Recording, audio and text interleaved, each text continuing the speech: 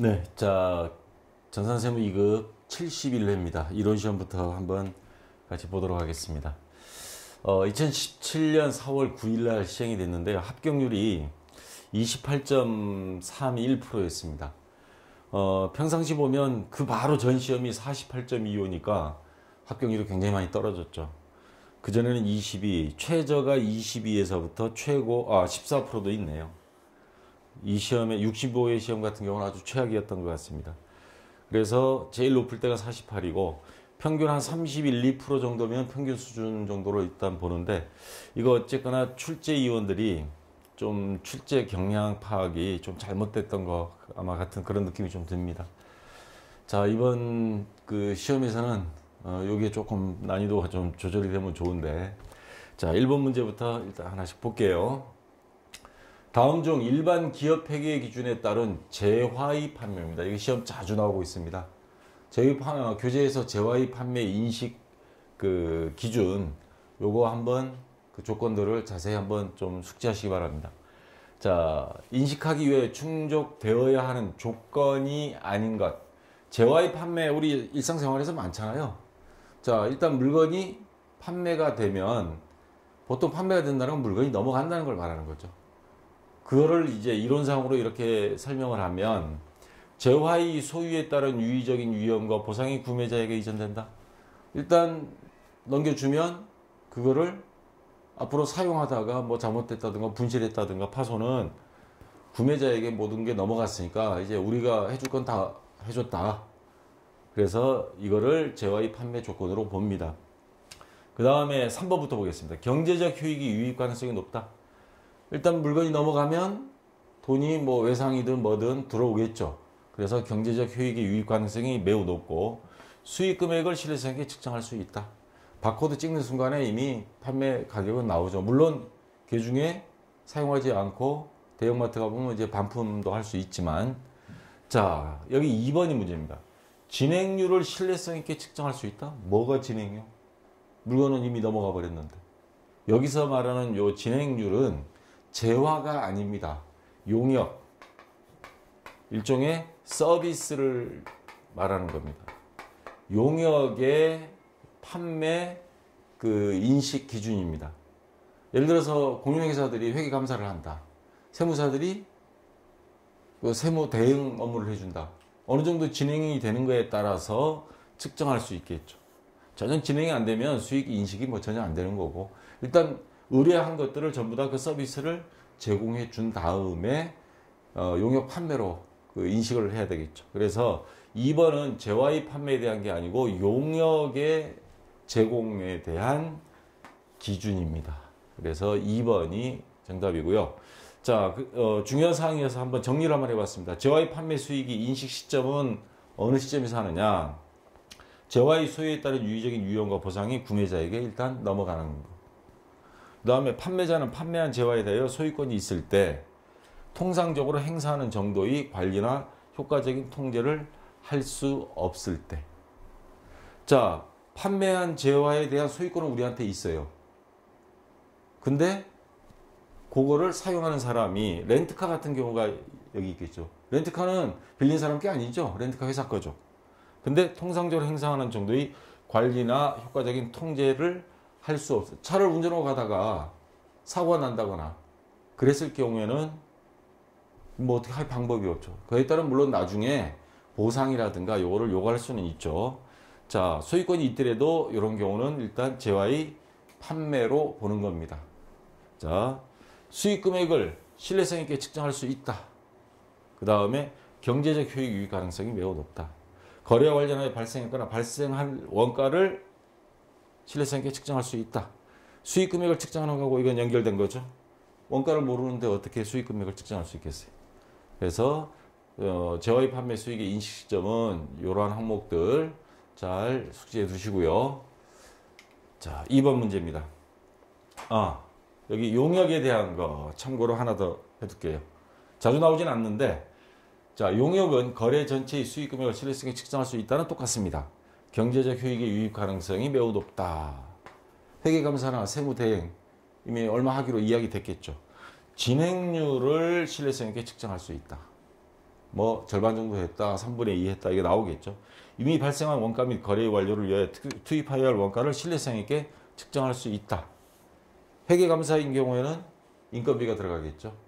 요 회계감사하는 기간 동안 공인행사 누구를 투입해서 인건비는 얼마 정도 들 거다. 그래서 얼마 정도의 계약했고 수익 가능성도 다 측정할 수 있겠죠. 자, 용역 제공 수익의 인식 시점은 이렇게 됩니다. 자, 2번 문제. 자, 요 간혹가다 한 번씩 나오는 문제죠. 자, 요거에 대한 이 문제 하나만 가지고 다시 가장 기초부터 설명 들어가면 아마 요것만 가지고 최소 30분은 해야 될 겁니다. 자, 다음 주 계속적으로 물가가 상승하고 기말상품 재고량은 기초상품 재고량보다 증가한 상황일 때 미치는 영향으로 옳지 않은 것. 자, 매출원가는 선입선출법이 총평균보다 작게 평가된다. 뭐 이런 식으로 쭉 나와 있죠, 보기들이. 자, 각 방법이 재고자산과 매출원가 당기순이익에 미치는 영향 비교해서 물가 상승 시 보통 이 단가 결정하는 방법에는 선입선출법, 후입선출법, 이동평균법, 총평균법 이렇게 있죠. 자, 근데 물가를 상승한다는 전제하에 자, 제가 한 가지만 외우라 그랬죠. 선이 총후. 그래서 앞에서부터가 큰 거. 선입선출법이 제일 크게. 그 다음 이동평균법, 총평균법, 후입선출법. 그리고 재고자산, 기말상품 재고액을 말하는 겁니다. 요거와 당기순이익은 같다 그랬죠. 자, 재고자산, 자산이 커지면 이익은 많아지니까. 마찬가지로 선입선출법, 이동평균법, 총평균법, 후입선출법 순으로 똑같습니다. 그래서 요거 하나만 외우면 됩니다. 선이 총후, 앞에서부터 제일 크다. 반대인 경우, 요거는 수익이지만 요거는 뭐예요? 매출원가 비용. 이거 반대되는 개념이잖아요. 그러면 요 때는 선이 총후를 이렇게 생각해 주면 됩니다. 요거 선이 총후. 자, 요렇게만 암기했다가 시험 볼 때 요 문제가 나왔다. 그러면 빨리 쓰세요. 선이 총후, 화살표 요렇게. 단 매출원가만 반대다 생각을 해두면 되겠습니다. 보면서 하세요. 매출원가는 요거죠. 매출원가는 이건 반대죠. 어디 갔어요? 선입선출법 요게 총평균법보다 선입선출법이 어떻게 작게 평가된다. 맞는 말입니다. 기말상품 가액, 기말상품 재고액을 말하는 거죠. 기말상품 재고액은 선입선출법이 요게 후입선출법보다 크게 평가된다. 맞습니다. 이것도. 그 다음 당기순이익 똑같죠. 당기순이익은 선입선출법이 후입선출법보다 크게 평가된다. 자, 밑에 똑같고요. 기말상품 재고액, 가액은 선입선출법이 이동평균법보다 작게 평가된다. 선입선출법이 이동평균법보다 작게? 아니죠. 이동평균법보다 크게 평가됩니다. 요게 틀린 거죠. 그래서 옳지 않은 것 4번이 정답 되겠습니다. 저도 이거 써놓지 않고 이것만 보면 헷갈려요. 반드시 선이 총후 화살표 해놓고 매출원가는 반대다. 그 다음 또 하나, 만약에 시험을 비비고 왔다. 물가 하락 시. 그러면 요게 반대가 되겠죠. 반대로 요거는 또 반대가 돼요. 매출원가는. 자, 이런 식으로 해서 여러분들이 인식을 해뒀다가 시험 볼 때는 1분 내에 어쨌거나 풀어야 되니까 요 요령을 사용하시기 바랍니다. 요거에 대해서 바로 뭐 이론 안 보고 기출문제로 오신 분들은 앞에 재고자산에 대한 거기 자세히 설명이 되어 있습니다. 그걸 보면서 왜 이렇게 되는지 이해하시기 바랍니다. 자, 3번 문제.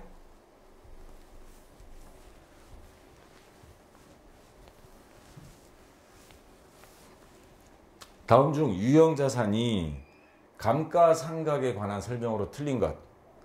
자, 유형자산이 감가상각 대상 금액은 내용연수에 걸쳐 합리적이고 체계적인 방법으로 배부한다. 유형자산이 감가상각은 자산을 구입한 때부터 즉시 시작한다. 이게 좀 함정이 있습니다. 여기에. 예를 들어서 자산이요. 기계장치인데 설비가 굉장히 커요. 제가 기아자동차 모닝 조립라인을 한 3번 가본 적이 있는데 그 조립라인 기계장치 설비를 다 해놓으려고 그러면 아마 준비기간만 1년 걸릴 겁니다. 그럼 감가상각은 언제부터 하냐? 기계는 이미 다 완성된 채로 온 거예요. 그게 라인 연결시키는 과정인데. 자, 기업회 기준에서 그래서 뭐라고 되어 있냐면 유형자산이 감가상각은 자산이 사용 가능한 때부터 시작한다.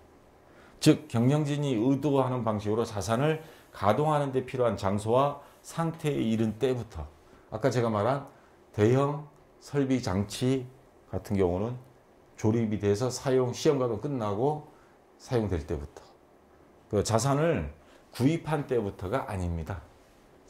그 구입한 자산이 사용 가능한 때. 그러면은 구입은 뭐 예를 들어서 자동차 한 대 사놓고 5년 동안 묵혀놨다. 그건 현실적으로 그 정도까지는 아니죠. 그 어떤 미친 사람이 자동차 사놓고 5년 동안 안 타겠습니까?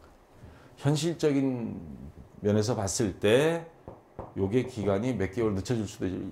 보통 인쇄사가 보면 인쇄기계도 시험 가동하고 그러려면 빨라야 일주일입니다. 좀 더 늦춰지는 경우도 있고요. 자, 그래서 2번이 요게 함정을 파는 문제입니다. 틀린 게 되고요. 유형자산이 감가상각 방법은 자산이 경제적 효익이 소멸되는 형태를 반영한 합리적인 방법이어야 한다. 자, 그 다음에 유형자산의 내용 요소는 자산으로부터 기대되는 효용에 따라 결정한다. 자, 기업회 기준에 다 맞는 말입니다. 감가상각 방법도 뭐 정률, 생산량 비례법부터 정률법, 정액법 뭐 많죠.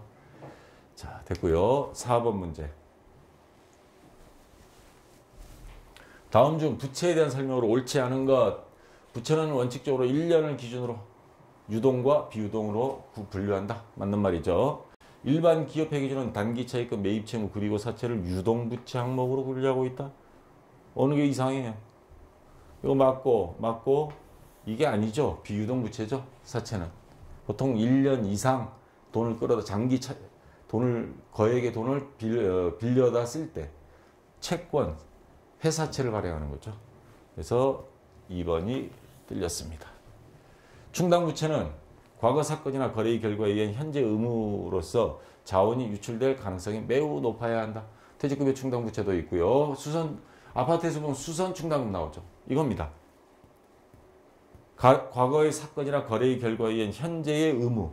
사람들이 살았잖아요. 그 사는 동안에 아파트 대대적으로 수리해야 될 경우가 생긴단 말이에요. 그래서 나중에 돈이 나갈, 수선비가 대폭적으로 나갈 때 대비해서 그때 가서 한꺼번에 뭐 가구당 50만 원씩 부담하세요. 이렇게 못하니까 미리미리 떼주는 겁니다. 그래서 수선 충당금이 나오는 거고요. 그 다음에 우발부채. 부채로 인식하지 않고 주석으로 기재한다. 예기치 않게 생기는 경우들이 있습니다. 뭐 사용하다 보면 기계에 대폭적인 수선운이 들어간다든가 뭐 또 기타 여러 가지들이 있겠죠. 이러한 것들은 주석으로 별도로 기재합니다. 자, 그래서 4번에 2번이 정답이 되고요. 자, 5번 문제. 자, 회계 변경, 그 다음에 추정. 요 단기 일괄 처리법 요거 있는데 이거는 거의 시험에 안 나왔고요. 제가 구분상 이론상으로 교재에 이렇게 해놨고, 자, 요거 다시 한번 확인하고 이 문제 들어가겠습니다. 회계 정책 변경, 이걸 소급법이라고 합니다. 일명. 회계 추정 변경은 전진법. 기업회계 기준이 바뀌어서 대대적으로 과거까지 손을 봐야 된다. 그러면 회계 정책 변경. 단순하게 그냥 지금까지는 그렇게 두고 앞으로 잘하자. 전진법. 그래서 누적 효과 계산하지 않고 단기부터 변경된 원칙을 적용. 근데 이거는 누적 효과 계산하기 위해 전기 2월 이익잉여금과 재무제표, 전년도 재무제표까지 다 수정한다는 거예요. 그러면 전년과 올해 이게 적용했을 때 안 했을 때 재무제표끼리 비교는 가능하죠. 근데 이거는 자, 비교 가능성은 없습니다. 여기 전진법은 안 하니까. 과거 거는 손 안 대니까. 대신에 신뢰성은 떨어지고 복잡합니다. 왜? 이 재무제표를 믿을 수가 없어요. 확 바꿔버리면. 근데 여기는 단순하고 그 다음에 신뢰성은 높아요. 왜? 지난 건 지난 거고 지금 올해부터의 재무제표를 기준으로 넘어가니까. 올해부터 바꾼다니까. 자, 그래서 크게 차이 나는 점은 회계정책 변경은 다 소급한다는 거, 과거 거까지. 회계 추정은 지금부터. 요거의 두 개가 핵심입니다. 자, 회계 변경에 관한 설명 옳지 않은 것 됐을까? 일반 기업회 기준에서 회계정책의 변경을 요구하는 경우 회계정책을 변경할 수 있다. 맞고요. 회계정책이 변경을 반영한 재무제표가, 회계정책은 재무제표 비교 가능성은 높지만 신뢰성은 떨어진다 그랬잖아요. 근데 이게 오히려 더 신뢰성이 있고 목적 적합한 정보를 제공할 경우에는 회계정책을 변경해도 된다라는 예외 조항처럼 두고 있습니다. 회계 추정의 변경 요거죠. 소급하여 적용하면 아니죠. 소급하여 적용하는 건 요 소급법. 회계 정책 변경이에요. 전기 또는 그 이전의 재무제표를 비교 목적으로 공시할 경우 소급 적용에 따라 추정상을 반영해 제작상한다. 자, 회계 추정 변경은 소급 적용하는 게 아닙니다. 회계 변경의 속성상 그 효과를 회계 정책의 변경 효과와 회계 추정의 변경 효과로 구분하기 불가능한 애매한 것들이 있을 때 그럴 때는 회계 추정의 변경으로 본다라고 기업회계기준에 명시가 되어 있습니다. 제가 만든 거 아닙니다. 그러니까 기업회계기준에 따를 수밖에 없죠. 자, 그래서 3번이 일단 회계 추정은 소급하여 적용하지 않고 전진법으로 지금부터 잘하자 이렇게 한다는 거 인식해 두시고요. 자, 6번 문제.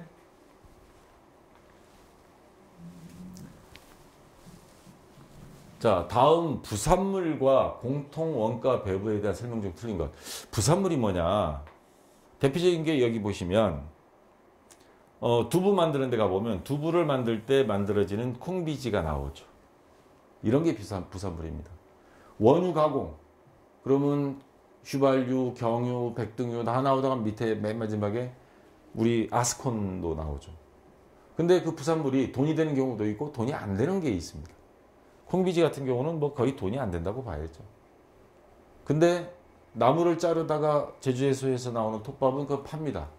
아까 말한 아스콘 다 팝니다.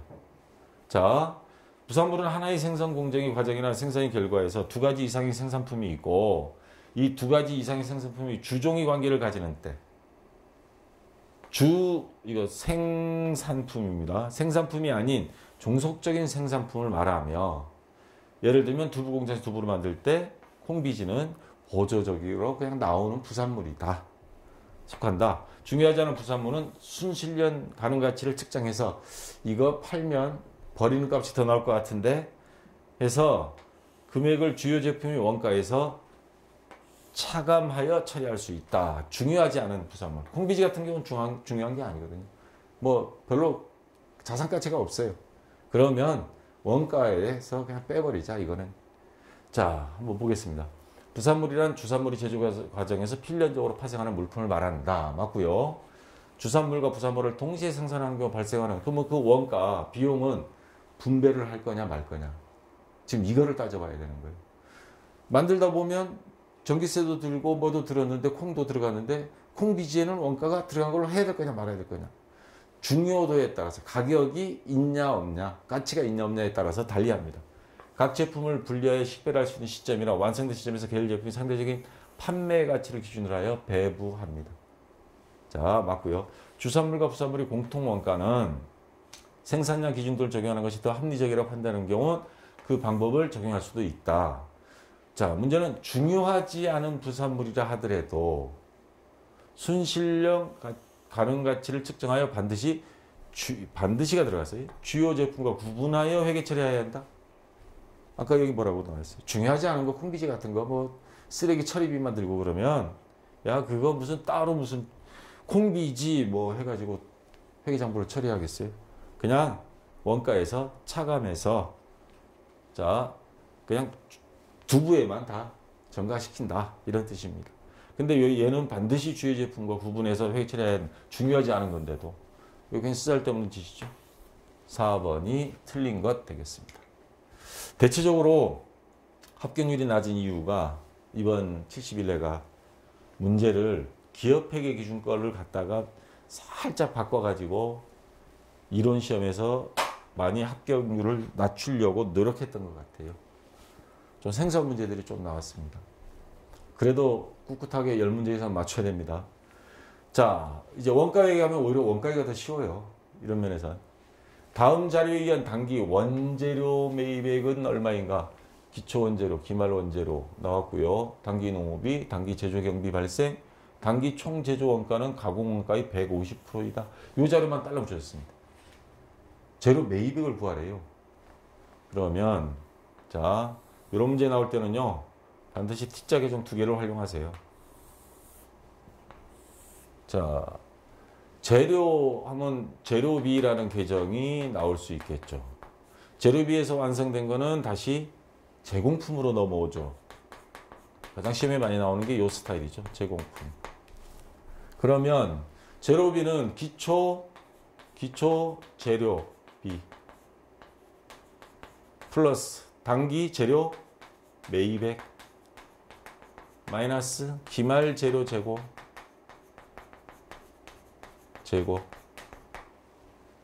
그러면 기초에서 매입액을 더하고 그 다음 기말 재료 재고액을 빼면 나머지는 썼다는 소리죠. 재료 소비액입니다. 재료비. 그 재료비가 어디로 넘어가요? 제공품으로 넘어갑니다. 요게 재료 소비액, 제공품 계정으로 이쪽으로 넘어갑니다. 자, 그러면 제공품 계정에는 기초제공품 자료는 없어요. 그 다음에 기말제공품도 없으니까 그러면 여기에 들어갈 건 재료비. 아까 요게 일로 넘어온 거죠. 재료비가 일로 넘어옵니다. 그 다음 노무비, 그 다음에 경비. 제조간접비 있으면 제조간접비인데 제조간접비는 없어요. 그리고 나서 기말제공품도 없어요. 그러면 이 상태에서 구할 수밖에 없죠. 자, 기초재료비가 375만 원입니다. 기말 원재료 재고액, 기말 재료 재고액이 700만 원입니다. 그럼 우리가 구할 원재료 매입액을 X로 놓고 근데 이 상태에서는 이걸 구할 수가 없어요. 재료비, 사용액, 제공품으로 넘어간 재료비 요거죠. 그러면 요거를 Y로 놓게요. 그러면 요게 Y가 되는 거죠. 노무비는 나와 있습니다. 700만 원. 자, 요거 700만 원 있어요. 경비가 있습니다. 단기 제조 경비 250만 원. 자, 이거 가지고도 다 못 구합니다. 요게 안 풀리기 때문에. 근데 여기 그래서 힌트가 하나 더 있습니다. 단기 총 제조 원가는 단기 총 제조 원가, 완성품 제조 원가하고 단기 총 제조 원가 다릅니다. 단기 총 제조 원가는 재료비, 노무비, 경비, 제조간접비 요거를 합친 걸 단기 총 제조 원가라 그럽니다. 요거. 여기 제조간접비 없으니까 요 세 개를 합친 금액이 단기 총 제조 원가고 여기다가 기초 제품도 하고 기말 제품 뺀 게 단기 완성품 제조 원가. 그건 제품 계정으로 넘어가죠. 자, 단기 총 제조 원가도 딱 나온 게 아니고 가공 원가의 150%라 그랬습니다. 재료비를 제외한 나머지를 가공비라 그럽니다. 노무비, 경비, 제조간접비. 그러면 가공비는 요 금액 두 개 더한 거 얼마예요? 700만 원, 250만 원 하면 가공비는 925만 원입니다.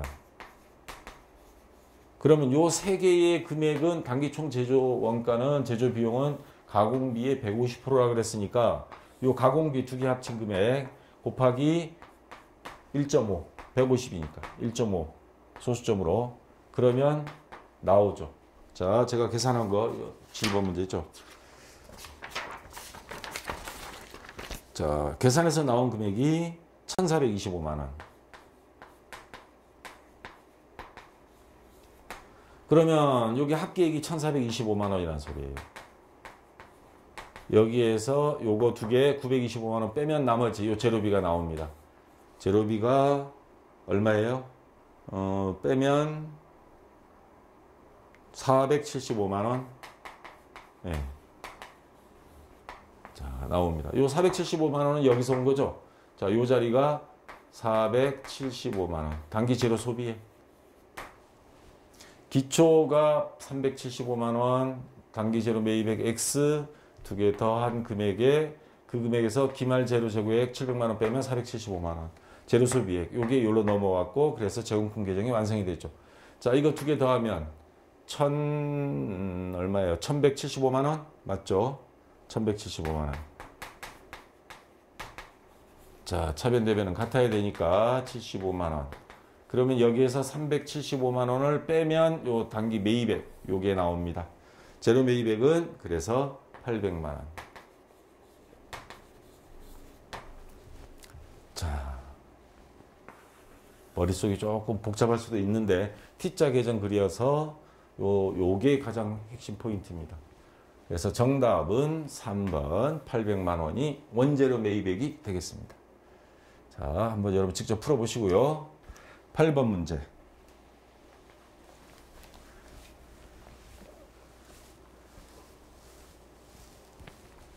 자, 이거 종종 나오는 문제죠. 부문별 배부, 보조부문, 제조부문. 자, 제조간접비 쓰다 보면 조립부문에도 쓰고 절단부문 쓰고 이건 제조부문이에요. 근데 수선하려면 수선 보조부문에 해당되는 수선부문도 써야 되고 전력부문도 써야 돼요. 이 보조부문은 제품을 생산하는 라인이 아닙니다. 생산하는 부분은 여기에요. 그러면 나중에 월말에 결산할 때는 이 보조부문에 있는 걸 제조부문으로 보내줘야 돼요. 그래서 수선부문 요 36만 원 요거를 그냥 보조부문은 제끼고 바로 조립과 절단 부문에 나눠주게 되면 이런 거를 직접 배부법. 마찬가지 전력 부문에 전기 들어간 거 20만 원, 수선 부문은 제끼고 조립과 절단 부문에 일정한 배부 비율 가지고 그냥 나눠줘 버리면 이런 건 직접 배부법입니다. 제일 간단해요. 대신에 정확성은 떨어지죠. 자, 이거보다 조금 더 보충된 게 단계 배부법이 있다 그랬죠. 보조 부문 중에서 자, 전력 부문부터 그럼 20만 원을 아까는 개무시했지만 이번에는 셋 다 준다 이 말이에요. 절단 부문도 주고 조립 부문도 주고. 그래서 전기세를 주고 나서 얘는 이제 다 사라졌어요. 그러면 여기서 받은 거 있겠죠. 여기 뭐 300, 100, 100 요 비율대로. 그러면 이 금액이 여기 합쳐진 거에 더해서 다시 이때 와서 절단과 조립 부문에 일정한 비율로 나눠주는 거. 5대3 비율로 나눠준다든가. 자, 이런 식으로 해서 해주는 거에 계단식으로 넘기고 한다 그래서 단계 배부법 또는 계제식 배부법 이렇게 합니다. 자, 조금 복잡하지만 정확도가 조금 더 있겠죠. 근데 더 복잡하고 더 정확한 거는 상호 배부법입니다. 우선 전력 부문과 수선 부문 얘네들이 여기도 주고 여기도 주고 여기도 주고 그다음 수선 부문도 다시 전력 부문에 또 주고 여기 주고 여기 주고 그리고 나서 이거를 다시 최종적으로 옮기는 방법입니다. 다시 한 번 더 작업해요. 그러니까 상호 어느 한쪽만 아까 단계 배부법은 한쪽만 줬죠. 근데 상호 배부법은 둘도 서로가 주거니 받거니 한 다음에 그 받은 걸 가지고 옮겨줍니다. 제일 복잡한데 제일 정확해요. 시간도 많이 걸리고. 이게 상호 배부법. 그래서 복잡성 기준으로 따지면 직접 배부법이 제일 간단. 그 다음에 단계 배부법, 제일 복잡한 건 상호 배부법. 정확도도 복잡한 만큼 상호 배부법이 제일 정확하고. 자, 단계 배우법은 보조 부문 상호 간이 용역 수수를 완전히 반영? 이거 뭔가 이상하죠. 단계 배우법은 한쪽만 반영했잖아요. 직접 배우법보다 우수하다? 직접 배우법보다 우수하지만 상호 부문 간의 용역 수수를 완전히 반영은 이거 상호 배우법에 대한 설명입니다. 옳지 않은 거 됐으니까 1번이 정답이 되고요. 직접 배우법은 계산이 간단하게 비용이 적게 든다. 맞고요. 상호 배우법은 원가 배분 절차가 복잡. 맞죠? 정확한 자료를 얻으려면 더 많은 시간과 비용이 소요된다. 제일 복잡하니까. 맞습니다. 단계 배우법은 배분 순서에 따라 원가 계산 결과가 다르게 나타날 수 있다. 자, 이건 무슨 말이냐면요. 전력 부분에서 수선 부분으로 보내고 그 다음 수선 부분이 이렇게 가는 방법이 거꾸로 수선 부분이 이쪽으로 와서 전력 부분, 수선 부분을 먼저 할 경우에는 또 금액이 달라집니다. 그래서 어느 걸 먼저 하느냐에 따라서 요 금액 자체가 조금 바뀔 수도 있다. 맞는 말입니다. 그래서 4번은 맞고요. 그래서 틀린 거, 옳지 않은 건 1번입니다. 자, 9번 문제. 종합원가 계산 완성품 환산량에 대한 문제. 항상 빠지지 않고 나오죠. 그래서 월말 제공평가액 선입선출법인 경우에 완성품 수량에다가 월말 제공품 또는 월초 제공품 요거를 완성품으로 환산해서 여기다 더해줘야 됩니다. 그래서 완성품 수량에 요거까지 환산해서 더했다 해서 완성품 환산량 분의 당월 제조원가. 그래서 완성품 환산량. 자, 선입선출법에 의한 종합원가 계산 과정에서 완성품 환산량 단위당 원가를 다음과 같이 계산하는 경우 기억에 해당되는 것. 위에 뭐가 들어오느냐 이 말이죠. 선입선출법인 경우에 당월 제조원가, 단기 투입원가 같은 말입니다. 2번이 정답 되겠습니다. 만약에 평균법이 된다. 평균법이 된다. 그러면 완성품 수량 플러스 월말 제품 환산량 요거는 없습니다. 당월 제조원가, 단기 투입원가 같은 말이죠. 마이너스 월초 제품 원가 빼줘야 됩니다. 그때는 평균법인 경우에는. 자, 그래서 2번이 단기 투입원가, 2번이 정답이 되겠습니다. 자, 됐고요.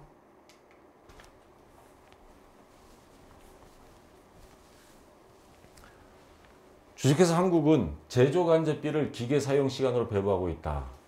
2017년도 제조간접비 배부 차이는 5,000원. 과소 배부되었다. 2017년도 실제 기계 사용 시간이 100시간.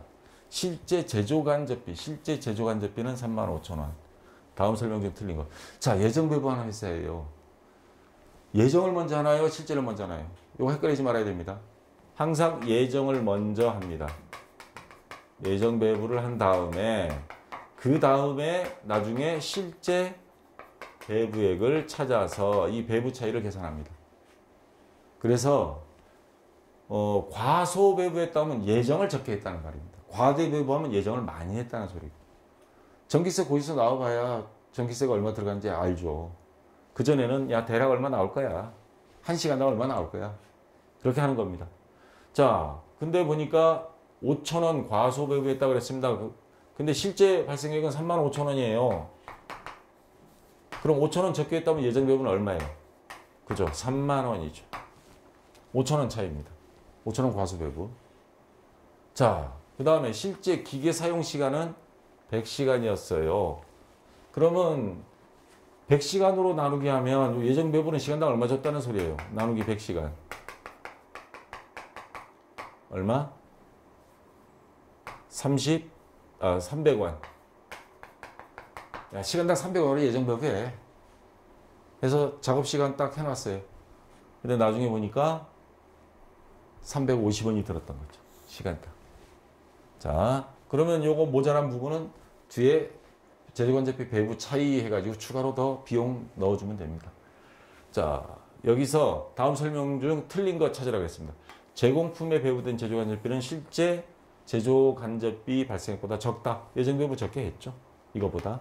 맞고요. 제조간접비 예정 배부율이 낮아 실제 발생액보다 과소 배부되었다. 같은 말입니다. 제조간접비 예정 배부율은 기계 사용시간당 350원이다. 이건 실제 배부의 시간당 그 배부율을 말하는 거고, 예정 배부율은 시간당 300원이었어요. 그래서 요게 틀린 게 되는 겁니다. 3번이 정답 되고요. 제조간접비 예정 배부액은 3만 원이다. 맞죠? 그래서 틀린 거는 3번이 정답 되겠습니다. 자, 11번 문제. 자, 부가가치세입니다. 다음 중 부가가치세법상 재화의 공급 시기에 대한 설명으로 틀린 것. 부가세는 요럴 때 재화가 판매된 걸로 본다. 그래서 부가세 네. 자, 자동 판매기를 이용하여 재화를 공급하는 경우 커피 자판기 장사하는 사람들 다 사업자 등록 내고 해야 되죠. 사업자가 무인 판매기에서 현금을 빼낼 때 그날 매출액으로 잡아라. 맞는 말입니다. 기획 재정 불용으로 정하는 장기 할부 판매는 할부금을 받을 때 맞습니다. 폐업시 남아있는 재화가 공급으로 간주되는 경우.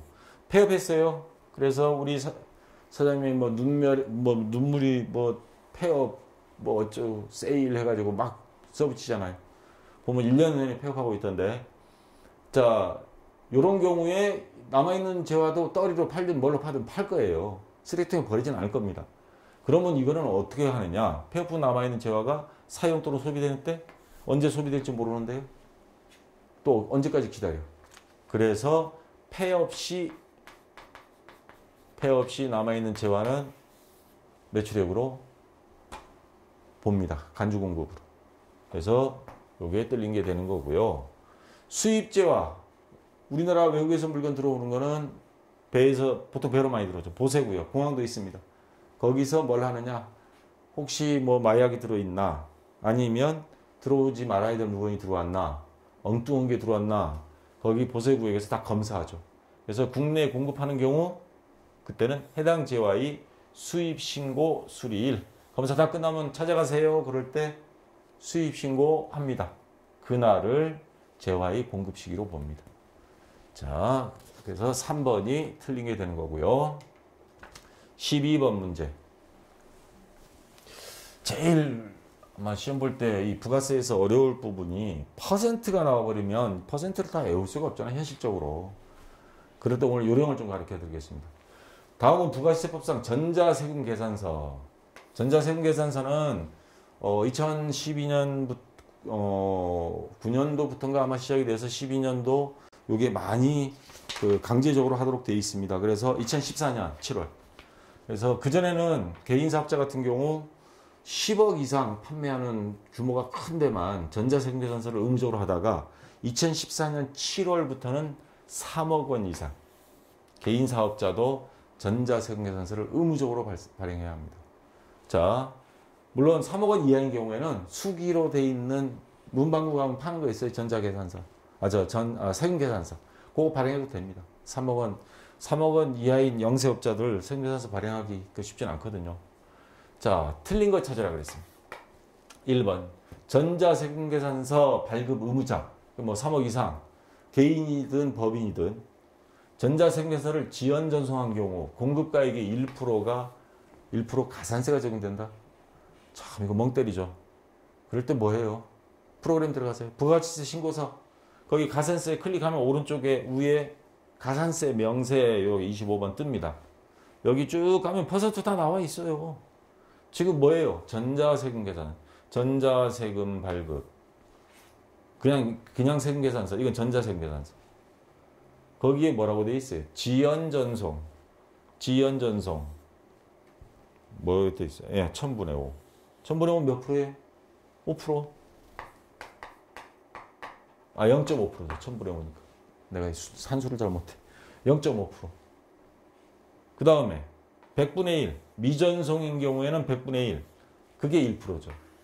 그러니까 이 1%는 미전송인 경우예요. 미전송. 자, 근데 지연전송은 1000분의 5니까 0.5%입니다. 그래도 못 믿겠다. 여기 작성 방법 켜기라고 요 메뉴 위에 보면 있어요. 그거 클릭하세요. 그러면 요런 작성 요령 여기 딱 나와 있습니다. 63번. 요거 63번에 대한 설명이 있어요. 전자세금서 발급 의무 사업자가 전자세금서 어쩌고 저쩌고만 나왔습니다. 그래서 토일 일요일은 빼고 뭐 발급 명세를 한다. 2014년도 법인 사업자 공급가액의 0.5%, 개인 사업자는 0.1%. 이거 0.5%는 법인 사업자, 개인 사업자는 0.1% 가산세를 낸다. 여기 자세히 설명했습니다. 뭐 외우지 말고요. 이거 그냥 참고로 보세요. 이거 어떻게 다 외웁니까? 자, 이거 참고로 해서 이론 문제 나왔을 때 항상 프로그램 켜놨다가 이거 딱 보고 찾아서 여러분들이 답 찾으면 되겠습니다. 그래서 이게 틀린 게 되는 거죠. 지연 전송은 0.5%다. 자, 월 합계로 발급하는 세금계산서는 재화 및 용역이 공급일이 속하는 달이 다음 달 10일까지입니다. 다음 달 10일까지 발급하면 됩니다. 전자세금서를 발급한 사업자가 국세청에 전자세금계산서 발급 명세를 전송한 경우에는 그 전에 수기 세금계산서 이거 보존 의무가 있었거든요. 전자세금계산서는 자, 국세청장한테 발급 명세를 전송해버리면 보존 의무 면제됩니다. 거기 컴퓨터 다 저장되어 있으니까. 직전 연도의 사업장별 공급가액이 3억 원 이상인 개인 사업자는 전자세금계산서를 발행하여야 한다. 개인 사업자도 3억 이상이면 발행해야 됩니다. 2014년 7월인가? 아까 이때부터 바뀌었습니다. 자, 12번에 1번이 정답이고요. 13번 부가세 문제 진짜 비비 꼬아놓은 문제들 많이 나왔어요. 다음 중 부가세법상 환급과 관련한 설명 중 틀린 것. 이제 환급 제도가 여기 나와 있죠. 수출 등 영세율 사업자 또는 설비 투자를 하는 사업자. 뭐 인쇄사 차린다. 그러면 인쇄기계 뭐 몇억, 10억짜리 막 갖다 놔요. 사업자가 부담한 부가가치세를 일찍 환급하여 자금 부담을 덜어주고 이를 통해 수출 또는 투자를 촉진하는 데 그 목적이 있다. 조기 환급 신청서라는 거 있습니다. 그거 제출하면 됩니다. 물론 예정신고기간이냐 확정신고기간에 따라서 조금씩 차이는 있습니다. 자, 예정신고기간에 대한 조기환급세액은 예정신고일로부터 15일 이내에 환급한다. 지금 이 13번 문제가요. 비비꼬다가 보니까 지네가 무덤을 팠어요. 지금 정답이 두 개입니다. 여기. 두 개인데 원래 정답은 4번을 하려고 3번을 하려고 그랬어. 4번. 처음에 보면 요거 4번이라고 그 가다반 발표할 때는 4번이 정답이라고 나왔었습니다. 뭐가 틀렸냐면 일반 환급은 환급세액을 확정신고한 사업자가 확정신고 기한이 속한 말일부터 30일 이내에 환급하는 것을 말한다. 여기에 뭐가 틀렸냐면요. 확정신고 기한이 속한 말일부터 이 말이 틀렸거든요. 확정 신고가 1년에 2번이잖아요. 1기, 2기. 1기가 언제예요? 1월부터 2월까지 한 거를 7월 20일까지. 7월 25일인가? 20일인가? 나도 좀 헷갈리네. 7월 25일 같다. 그 다음 거는 또 6개월 후에 2기 확정 신고. 다음에 1월 25일. 요때가 확정 신고 끝나는 날인데 요날 국세청 가보면 아주 북새통입니다. 그냥 세무서 가보면. 또 사람들 다 요때 가요 또. 7월 25일, 1월 25일. 확정 신고 기한으로부터 요 날까지로부터 추가 며칠 있다가 주냐면 30일 이내에 요때 신고하면 문제가 없으면 30일 이내에 환급해 주는 걸 원칙으로 하고 있습니다. 그 전에 나올 수도 있고요. 근데 여기 뭐라고 되어 있냐면 확정 신고 기간이 속한 말일부터 30일을 카운트한다. 7월 25일의 말일이 언제예요? 7월 30일인가요? 31일인가요? 30일? 이날로부터 30일. 그러면 날짜가 5일 이상 늦어지네요, 또. 한 푼이 아쉬워 죽겠는데. 자, 이게 틀린 겁니다. 확정신고 기한 종료 후, 확정신고 기한이 지난 후, 25일 지난 후 여기서부터 30일 카운터. 아주 사소한 거 가지고 골탕 먹어봐라 해서 함정 파놓고 문제를 출제했는데 그러다가 보니까 여기서 지내도 틀렸어요. 예정신고일로부터 15일 이내에 환급한다가 아니고 예정신고는 저기 3월까지를 4월 25일까지 하고 그 다음에 또 2기 예정신고 있죠. 4월 25일까지예요. 1기 예정신고가. 그러면 이 말부터 예정신고일. 그러면 나는 4월 20일 날 신고했다. 그러면 20일에서 플러스 15일 해가지고 다음 달 5일이면 줘야 되는 거 아니야? 이런 말이 돼버려요. 예정신고 종료일 4월 25일까지 20일 날 신고했더라도 25일까지는 안 됩니다. 카운트 안 합니다. 20일 지난 후에 15일이네. 이거 장난치다 이것도 뜰려버렸어요. 정답이 2개가 돼버렸습니다. 그래서 1번과 4번 자 가답안에서는 안 나왔다가 나중에 확정답안 발표할 때 정답 2개를 인정했습니다. 그래서 이거 뜰렸고요. 자, 요 아까 조기환급에 대해서는 이거 조기환급 기간의 예정신고 기간 중 또는 과세기간 최종 3개월 중 매월 또는 매 2월의 기간을 말한다. 자, 이건 맞는 말입니다. 그래서 1번과 4번은 요 기간까지 한 다음에 카운터가 들어간다. 그것만 머릿속에 쫙 인지해 두면 되겠습니다. 자, 됐고요. 14번 문제. 근데 이런 식으로 해서 이거 만약에 복수답안 안 나왔으면 합격률이 더 떨어졌을 거예요. 모르고 1번 했던 사람들도 다 맞았거든요. 다음 중 소득세법상 근로소득 원천징수 시기 특례에 대한 내용으로 틀린 것. 근로소득, 직장생활하는 월급쟁이들 소득으로 원천징수 시기는 요때로 본다. 근데 월급을 전날짜에 다 주면 아무 문제는 없는데 월급이든 상여금이든 뭐 특별 보너스든 전날짜에 안 주는 경우가 있어요. 아, 우리 못 받았으니까 근로소득 이거 신고 못 합니다. 또 할 수가 없잖아요. 그래서 자, 법인이 이익 또는 잉여금이 처분에 따라 아유 지치다. 지금까지 본 문제 중에 나 문제 하나가 이렇게 큰 거 처음 봤어요. 무슨 국어시험 문제, 수능 국어시험 문제도 아니고 잉여금이 처분에 따라 지급할 상여를 그 처분을 결정한 날로부터 3개월이 되는 날까지 지급하지 아니한 경우에는 그 3개월이 되는 날에 그 상여를 지급하는 것으로 보아 소득세를 원천 징수한다.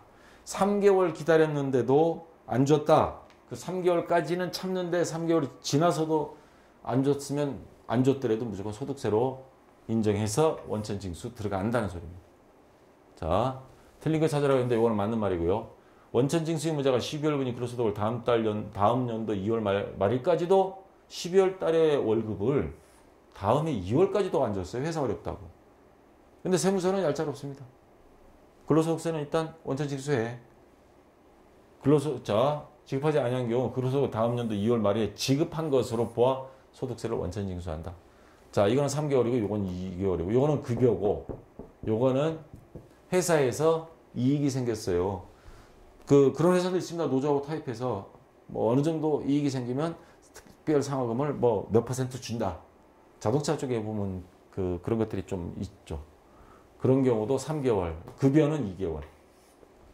원천징수 실무자가 1월 1일부터 11월까지 근로소득을 해당 과세 기간이 12월 31일까지 11월까지인데도 그거를 한 달 더 지급하지 아니한 경우에는 그 근로소득을 자 다음 연도 1월 말일에 지급한 것으로 보아 소득세를 원천징수한다.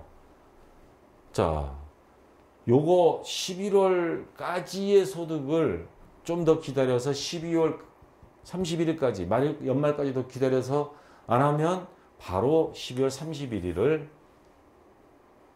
지급한 걸로 가정하여 소득세를 원천 징수하는 게 맞습니다. 여기서 못 받은 것도 억울한데 또 1월 말까지 왜 또 기다려요? 자, 1월부터 12월까지고 1월부터 12월분 급여고 요건 12월분 급여입니다. 1월부터 11월까지 못 받은 거는 12월 말까지만 기다려서 그때도 안 줬으면 12월 31일을 원천 징수해버리겠다는 거고 그 다음에 뒤에 12월이 하나 남았잖아요. 12월은 내년 2월까지는 기다려준다. 이런 경우는 2달 기다려주는 거고 이건 한 달만 기다려주는 겁니다. 자, 그래서 이게 틀린 겁니다. 1월 말이 아니고 12월 31일에 지급한 것으로 보아서 소득세를 원천 징수한다. 법인 이익 또는 이익 및 처분이 11월 10일부터 12월 31일까지 12월 1일부터 12월 31일까지 사이에 결정된 경우 인계금을 주기로 결정됐어요. 11월 한 달과 12월 한 달, 이 2달 사이. 그러면 중간이면 언제요? 12월 1일쯤 되겠죠. 근데 다음 연도 2월 말까지도 그 상여를 지급하지 않았어요. 그 상여를 다음 연도 2월 말에 지급한 것으로. 자, 공통점이 뭐냐? 언제까지 3개월, 2개월, 이런 건 1개월 딱 했는데 그때까지 안 하면 거기서 또 기다려주지는 않는다. 그냥 얄짤없이 그때 준 것으로 봐서 소득세를 원천 징수하겠다. 이겁니다. 그래서 14번에 3번이 틀렸습니다. 굉장히 복잡합니다. 안 나왔던 문제입니다. 지금까지. 자, 15번. 다음 중 근로소득으로 보지 않는가. 자, 밑에서부터 가겠습니다. 근로를 제공함으로써 받는 봉급, 급료, 보수, 세비, 임금, 상여, 수당 이와 유사한 성질의 급여 받은 거는 다 근로소득으로 본다. 소득세 부과하겠다. 종업원 또는 대학의 교직원이 2017년 1월 1일부터 퇴직 전에 지급받은 직무 발명 보상금 요거 삼성 같은 데서 특허를 직원들이 많이 내요. 그래서 그래야 직원들이 또 새로운 발명을 해야 되니까 보상금을 줍니다. 자, 보상금이 얼마 나오느냐가 문제인데 300만 원까지는 그래 우리나라 새로운 특허 신제품 많이 만들어야 되니까 세금 소득으로 인정 안 하고 그냥 네 먹어라. 근데 300만 원 넘어서부터는 세금을 내야 되겠다. 소득이 있으면 내야 되는데 300까지는 봐주겠다. 2017년 1월 1일부터입니다. 자, 그래서 이것도 맞는 말이고요. 법인이 주주총회, 사원총회 또는 이해준의 의결기관 결의에 따라 상여로 받았다. 상여금 받은 거 뭐 당연히 들어가요. 특별 보너스 다 들어가야죠. 그러면 맞고. 단체 순수 보장성 보험과 단체 환급부 보장성 보험이 보험료 중 1인당 연 70만 원 이하의 금액. 제가 이거 한번 받은 적이 있습니다. 학교에서 단체 순수 보장성 보험을 들었어요.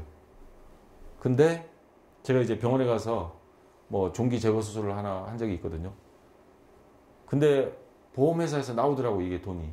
한 50만 원 정도가 나왔어요. 아주 간단한 시술이라. 그거 돈 받은 거 소득으로 인정 안 했습니다. 70만 원 이하는 그거 보험회사에서 보험금 탔다고 소득으로 부과하지 않겠다. 70만 원 이상인 경우만 자 하고 이거 70만 원 이하의 금액은 소득으로 보지 않습니다. 그래서 1번이 정답이 되겠습니다.